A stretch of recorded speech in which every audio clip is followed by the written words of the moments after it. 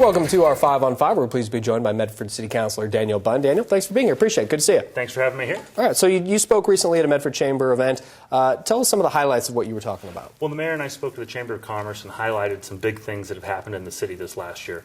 We just finished up our budgeting process. We do a biennial budget. So we went over that with the business community. We're very excited. We have a balanced budget, and we're making some good strides going forward for responsible budgeting, making sure that we have adequate reserves built up and that we're looking towards the future and getting our capital projects underway. So that's all stuff we're very excited about at the city. The other big thing that's happening right now is we're getting ready to go through the urban growth boundary amendment process. Now, people's eyes kind of glaze over when you talk about land use, but it's hugely important for the city. Basically, the urban growth boundary is the limit on how far we can expand the city limits. And we don't get to move it all that often. We set the first urban growth boundary back in the 70s. We amended it once in 1990, and that's been it so far. Wow. So the urban growth boundary is supposed to have a 20-year supply of land. If we last amended it in 1990, it's been 25 years, even with the recession, you can see it's probably time to expand how much land we need. We feel that anecdotally all the time. Rents are going up, it's hard to find places to build. We're bumping up against, where we can build as a city. So it's a complicated process. There's a lot of rules we have to go through with the state of Oregon and a lot of internal process, but it's time to do it, and we've got it underway. So that's a big thing facing the city right now, and it's going to affect us for the next 20, 30 years. Okay, and we've seen some controversy regarding that, I think, in kind of the East Medford, Hillcrest area near the country club. So how much pushback is there in this? And when you get into something like that, some people get very vehement about it. Well, absolutely. I mean, in a way, Oregon's land use system makes it so we artificially constrain the supply of land. That means when we allow people to develop, there's a lot of money at stake. So, of course, people naturally want to make sure they can get into the UGB. From the City Council's perspective, we're trying to make it so that we make a good decision for the entire community. And how do we do that?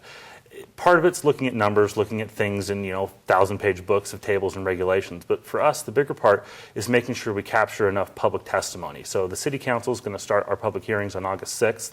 And depending on the amount of testimony, we'll probably carry over to the 13th and maybe the 20th.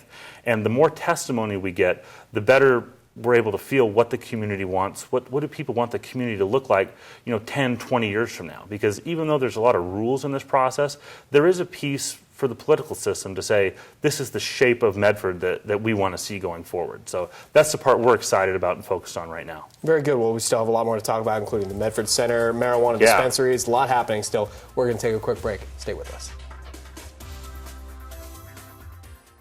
Welcome back to our 5 on 5. Again, we're here with Medford City Councilor Daniel Bunn. Daniel, we just had some new images of the Medford Center and the redesign, and we have new owners there. How important is a revitalized Medford Center, Hawthorne Park, to the city of Medford? Oh, I think it's very important. That's been an area of emphasis for the City Council for some time. We're putting a lot of money in Hawthorne Park, about $1 million. We made sure Urban Renewal spent some of its last money there. Seeing private money come into the Medford Center, that's fantastic. That's everything you want out of urban renewal, is the government gets something started and private people come in and help out. And looking at the renderings, it looks like they're doing a fine job. That's a big undertaking for somebody, to take over that center, but I think they're going about it the right way. So I'm very excited, and I know a lot of people at City Hall are very excited as well. Very good. So I wanted to ask you about marijuana, and so much happening there, dispensaries, recreational as well as medicinal. So where do we stand right now? It sounds like you want as much input as you can from Medford residents. We do want input. For a long time, Medford's kind of been fighting Salem on this issue, and we've got a reputation that we're anti-marijuana at all costs. That's not exactly true. The City Councils wanted to make sure that we get to write the regulations here in Medford at City Hall, and the legislatures allowed that to happen. When they adjourned, they said, yes, local input and control is very important. So now that we've won that, we have a duty as a city council and as a community to come together and write some reasonable time, place, and manner regulations that'll work for Medford. Because you can't do one size fits all with this. It has to be jurisdiction by jurisdiction, I think. So we're starting down that process with hearings at the Planning Commission and City Council, and I hope we get a lot of input, because honestly, we're not experts at it, and we need help from the community. Okay, so you're certainly one of the youngest members of City Council. Yes. What's been the biggest surprise to you in your time as a councilor? Well, I got to say, being the youngest member, everyone's been awfully nice with me, very genuine. I've received a lot of help. So that was something I worried about, but, no worries there being young on council.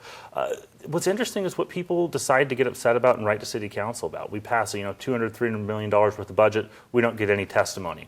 You look at taking away people's pit bulls, and everyone comes down. So it's interesting, what's important to people and what they come out to testify about. So, council does respond to people's comments. So that's why I encourage people on marijuana, on the urban growth boundary boundary, come down and testify.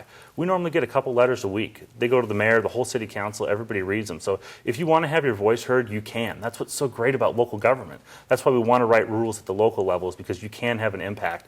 And I wish more people would come out and speak to us and help us out. Very good. Appreciate it. Good seeing thanks, you. man. Thanks so much. Stay with us. We'll be right back.